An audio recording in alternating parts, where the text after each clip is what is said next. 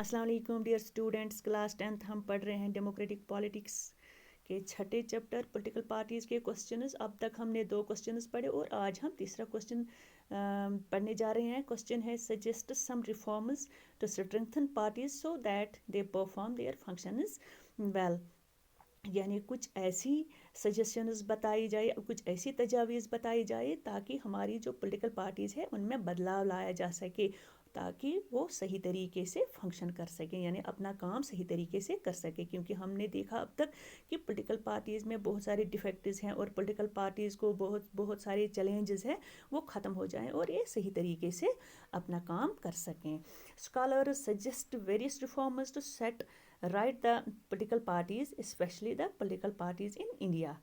यानी हमारे जो स्कॉलर्स हैं इन्होंने बहुत सारी तजावीज़ पेश की हैं ताकि हमारी जो पॉलिटिकल पार्टीज़ हैं हिंदुस्तान में वो सही तरीके से अपना काम अंजाम दे सकें। Some of them are the following, और उन तजावीज़ में से कुछ तजावीज़ हम यहाँ पर लिखेंगे। फर्स्ट जो है, a law should be made to regulate internal affairs of political parties. It should be made compulsory for political parties to maintain a register of its members, to follow its own constitution, to have an independent authority to act as a judge in case of party disputes, to hold open elections to the highest posts. यानी एक ऐसा कानून बनाया जाना चाहिए ताकि हमारी जो पॉलिटिकल पार्टीज़ के अंदरूनी मामलात हैं उन पर नज़र गुज़र रखी जा सके। और हमारी जो पॉलिटिकल पार्टी, जैसा कि हमने पढ़ा कि ये अपने मेंबर्स की रजिस्टर मेंटेन नहीं रखते हैं कि कितने मेंबर्स हैं पार्टी में, कितने आए कितने गए। ये कंपलसरी होना चाहिए, यानी इनके लिए ये ज़रूरी होना चाहिए कि ये एक रजिस्टर रखें, यानी अपना रिटर्न रिकॉर्ड रखें पार्टी का। और इन्हें अपने, और जो हमारी पॉलिटिकल पार्टीज़ हैं इन्हें अपने कॉन्स्टिट्यूशन के हिसाब से कवानीन बनाने चाहिए, कॉन्स्टिट्यूशन के हिसाब से, आइन के हिसाब से काम करना चाहिए।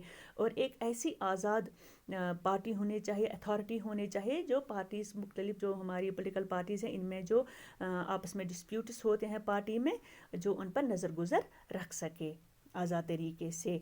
और हमारे जो हाइस्ट पोस्ट्स के बारे में हमने पढ़ा कि ये जो पार्टी का में जो पावर होता है वो किसी एक मेंबर या कुछ ही मेंबर्स के पास होता है, और डायनास्टिक सक्सेशन है, यानी एक ही फैमिली के मेंबर्स को ये पावर मिलता रहता है।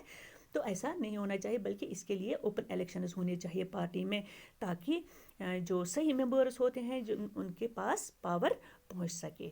और दूसरा है, it should be made mandatory for political parties to give a minimum number of tickets about 1/3 to women candidates.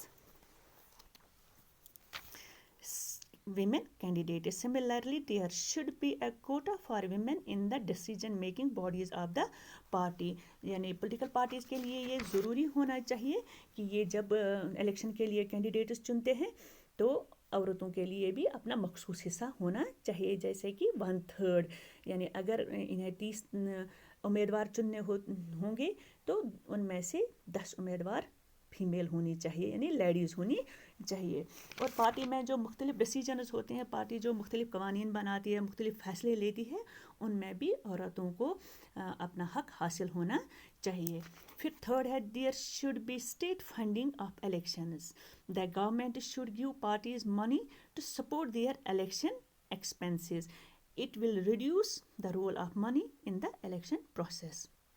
हमारी जो पॉलिटिकल पार्टीज़ होती है, जब ये इलेक्शंस होते हैं तो इनको पैसों की ज़रूरत होती है, यानी अपनी कैंपेन चलाने के लिए, गाड़ियों के लिए, मुख्तलिफ जो इनके खर्चात होते हैं उसके लिए इन्हें पैसों की ज़रूरत होती है। तो ये पैसा इन्हें गवर्नमेंट की तरफ से, स्टेट गवर्नमेंट की तरफ से मिलना चाहिए, ये सपोर्ट, ताकि ये इलेक्शन साफ शफाफ तरीके से लड़ सकें।